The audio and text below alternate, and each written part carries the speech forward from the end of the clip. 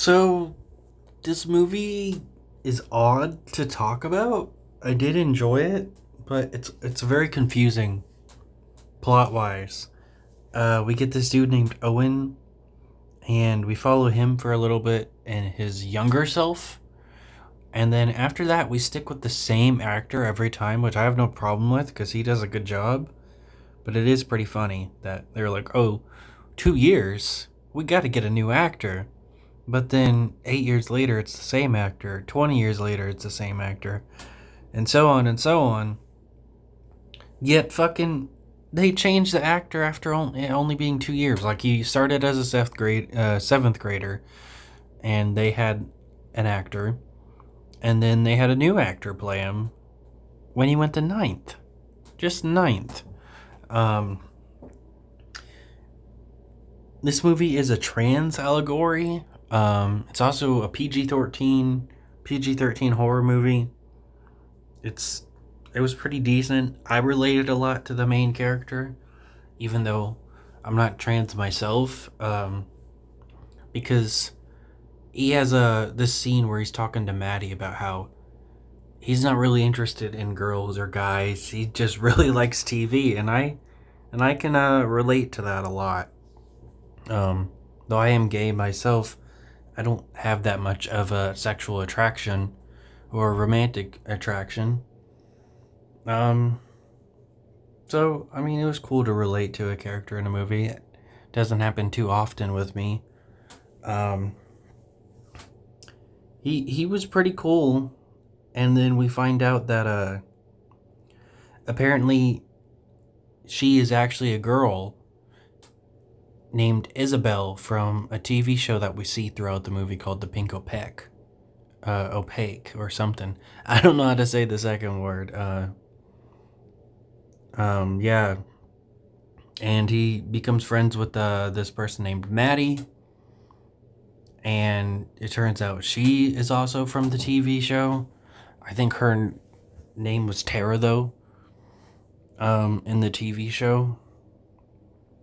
And the TV show is like this horror TV show.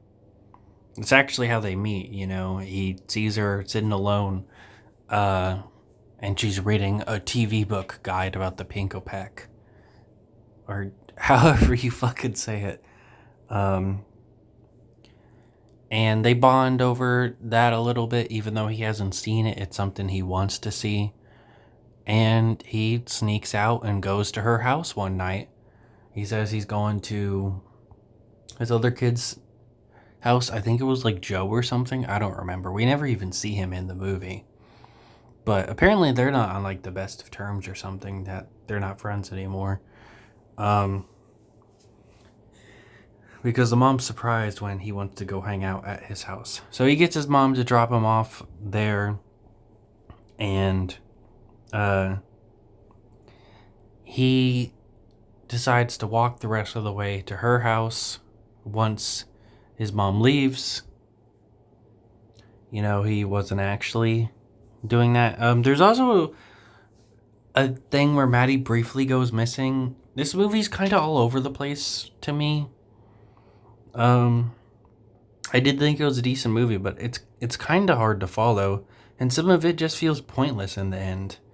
Maddie doesn't like her stepfather. Her stepfather is mean to her and implied to be abusive because she says that he broke her nose before. We never actually see her stepfather on screen.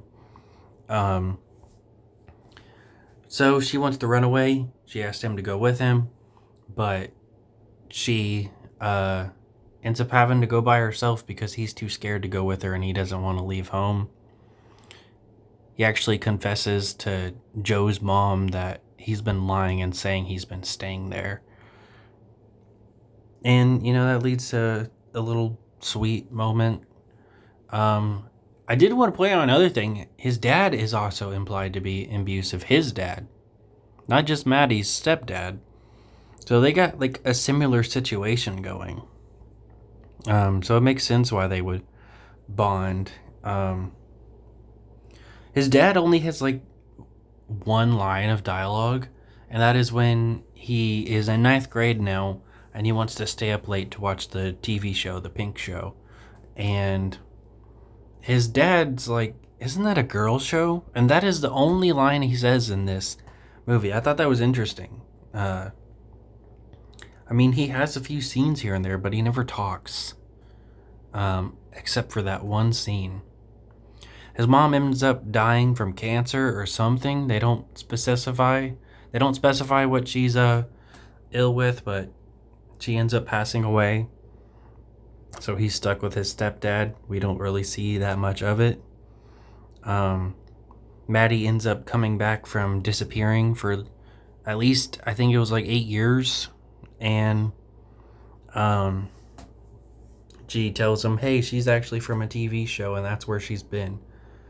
The Pinko Peck had actually been canceled and ended at 5 seasons, not too long after she went missing.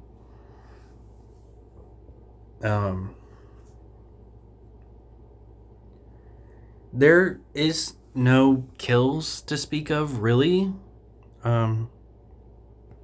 I mean, we see a clown get like somewhat killed. We don't really see what happens. And